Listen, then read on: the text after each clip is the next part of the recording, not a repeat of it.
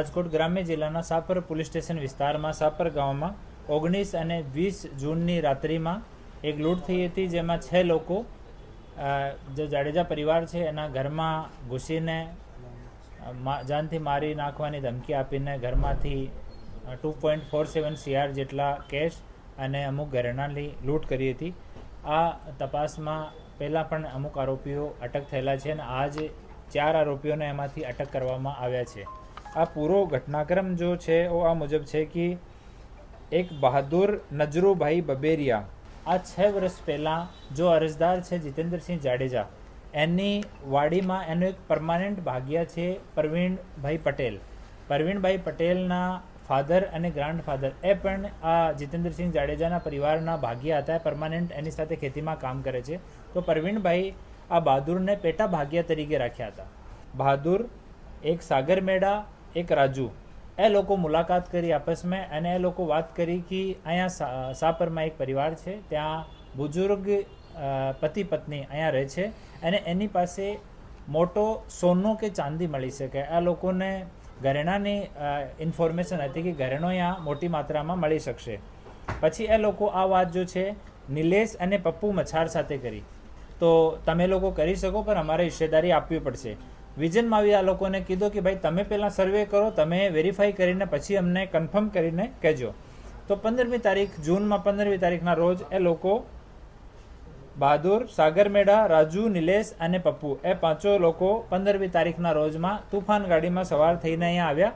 3 દિવસ સુધી એ લોકો અહીંયા રેકી કરી. પછી 18 તારીખના રોજ સવારમાં એ લોકો 6 લોકો એ જો વિજન માવીની ટીમના લોકો છે, જેનું નામ હું આગળ કહીશ, અને 2 લોકો ગાડીવાળા દિનેશ અને શેતાન, એ બંને દાહોદના રહેવાસી છે. બાકી 6 લોકો જાંબુઆના રહેવાસી છે. એ 8 લોકો ત્યાંથી નીકળ્યા.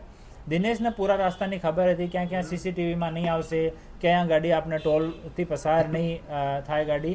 તો આમ એ લોકો ત્યાંથી નીકળીને અને ધંધુકા, વડોદરા પછી ધંધુકા આવ્યા. ધંધુકા પછી જસદણવાળો રૂટ લીધો. જસદણ વિછિયા થઈને ગોંડલ ગયા. ગોંડલથી થઈને સાપર આવ્યા.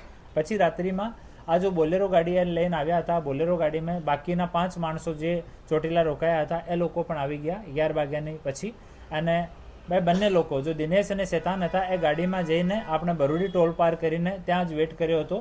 એ લોકો કીધું કે ભાઈ તમને ફોન કરવામાં આવશે જ્યારે કામ પૂરો થઈ જશે. અને આ વિજન માવી જો બુઝુર્ગ માણસ ત્યાં છે, એને ધક્કો મારીને એની છાતી પર બેસી ગયો હતો, એને સાથે મારકૂટ કરી હતી અને મારવાની ધમકી આપી હતી.